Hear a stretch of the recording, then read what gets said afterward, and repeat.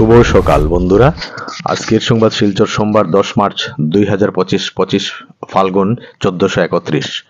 পড়ছি আজকের বিশেষ বিশেষ খবর।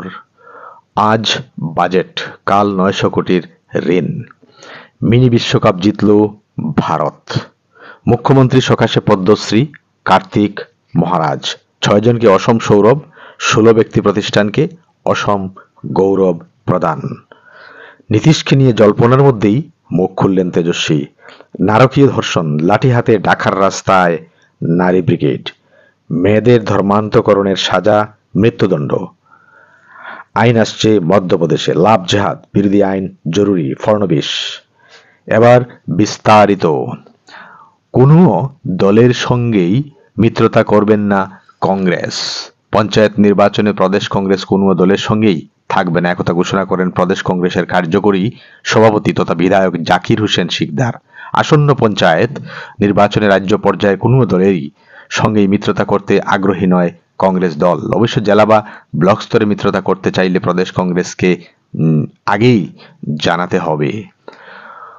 আগামীকাল সোমবার রাজ্যের 2025-26 বছরের বাজেট দাখিল করবেন অর্থমন্ত্রী অজন্তা নেহক। এর জন্য অর্থমন্ত্রক যাবতীয় প্রস্তুতি সম্পন্ন করে নিয়েছে। এদিকে বাজেট দাখিলের পর দিনই অর্থাৎ মঙ্গলবার অসম সরকার ঋণ নেবে 900 কোটি টাকা। জাতীয় নায়ক হতে পারেন না মোগলরা, বললেন উত্তরপ্রদেশের মুখ্যমন্ত্রী যোগী আদিত্যনাথ। হোজাইয়ের প্রাক্তন বিধায়ক এবং রাজ্যের ভাষিক সংখ্যালঘু উন্নয়ন বোর্ডের অধ্যক্ষ শিলাদিত্য দেবকে সঙ্গে নিয়ে শনিবার সন্ধ্যায় রাজ্যের মুখ্যমন্ত্রী ডক্টর হিমন্ত বিশ্ব শর্মার সাথে তার দিশপুরস্থিত কার্যালয়ে এক সৌজন্যমূলক সাক্ষাৎ করলেন পদ্মশ্রী সম্মানে ভূষিত ভারত সেবাশ্রম সংঘের বেলডাঙ্গা শাখার প্রধান স্বামী প্রদীপ্তানন্দ মহারাজ। স্নানের যোগ্যই ছিল সঙ্গমের জল, ভুল শুধরে নেয়া রিপোর্ট কেন্দ্রীয় সংস্থার।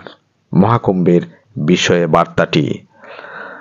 বিহারে ফের রাজনৈতিক সমীকরণ বদল, এই জল্পনার মধ্যেই এবার মুখ খুললেন লালুপুত্র তেজস্বী যাদব। মুখ্যমন্ত্রী নীতিশ কুমারকে পাল্টুরাম, গিরগিটি ইত্যাদি বহু উপাধিতে তাকে ভূষিত করেছেন বিরোধীরা। যদিও নবমবার বিহারের মুখ্যমন্ত্রী পদে শপথ নেওয়ার পরে নীতিশ কুমার দাবি করেছিলেন এই শেষ, ভবিষ্যতে আর জোট বদলের সম্ভাবনা নেই।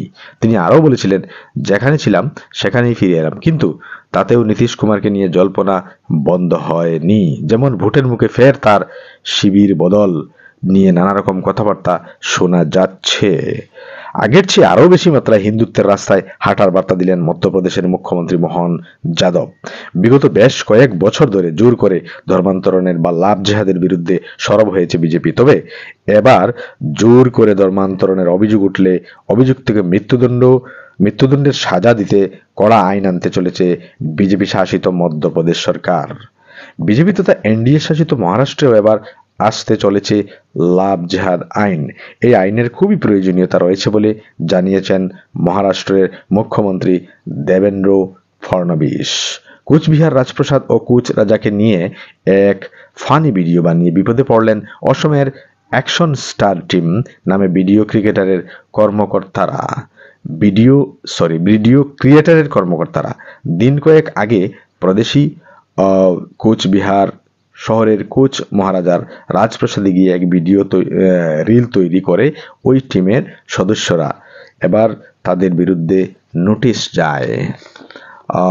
আদিবাসী, খাসি ও জয়ন্তীয়দের জন্য শ্মশানঘাট স্থাপনের আদেশ মেনে না চলায় অসন্তোষ প্রকাশ করে মেঘালয় হাইকোর্ট এই বিষয়ে সংশোধন করার জন্য 1 মাসের সময়সীমা দিয়েছে মেঘালয় সরকারকে। প্রধান বিচারপতি আইপি মুখার্জি এবং বিচারপতি ডব্লিউ ডিয়াংডুহের সমন্বয়ে গঠিত একটি ডিভিশন বেঞ্চ জানিয়েছে যে সরকার নিউ শিলং, তুরা জুয়াই এবং নংপুতে বৈদ্যুতিক হাইব্রিড শ্মশান ঘাট স্থাপনের প্রস্তাব করেছে।